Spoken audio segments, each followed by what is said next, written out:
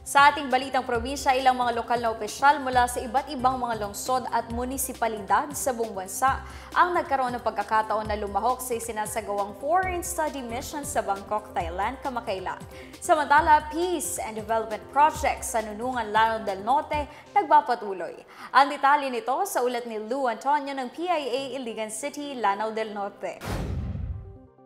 13 mayor, vice mayor, councilor at tourism officer sa bansa ang lumahok sa Foreign Study Mission on Local Governance and Innovation for Local Economic Development na ginanap kamakailan sa Bangkok, Thailand. Layunin ng programa na matulungan ang mga lokal na leader na magkaroon ng kaalaman ukol sa good governance at iba pang stratehiya na makakatulong sa pagpaunlad ng kanilang mga bayan. Kabilang sa ipinadalang delegasyon, si Mayor Marcos Mamay ng Nunungan, Lanao del Norte. Ani Mamay, marami siyang natutunan gaya ng ginagawang stratehiya ng Thailand upang maisulong ang halal industry sa pag-unlad ng turismo, pati na rin ang digitalisasyon para naman mapabilis ang mga transaksyon sa gobyerno. Napakagandang strategy po ito, initiative na ginawa nila para ma-equip po kami bilang isang mga elected official na magkaroon kami ng idea, magkaroon kami ng sapat na kaalaman, magkaroon kami ng experiences that we could possibly apply in the Philippines or in particular sa area of responsibility po namin. Sa amin sa Municipality of Nunungan, knowing that Nunungan have been deprived for peace and development for the past decades. So ang dami pong kulang sa amin na posible ma-apply po natin kung may natutunan natin sa ibang bansa. Natupad ang programa sa ilalim ng Adaptive Governance and Innovation for Local Executives o AGILE program na inilunsad ni Senator Francis Tolentino noong 2021 sa pakikipagtulungan ng Development Academy of the Philippines at Foundation for Thailand Productivity Institute.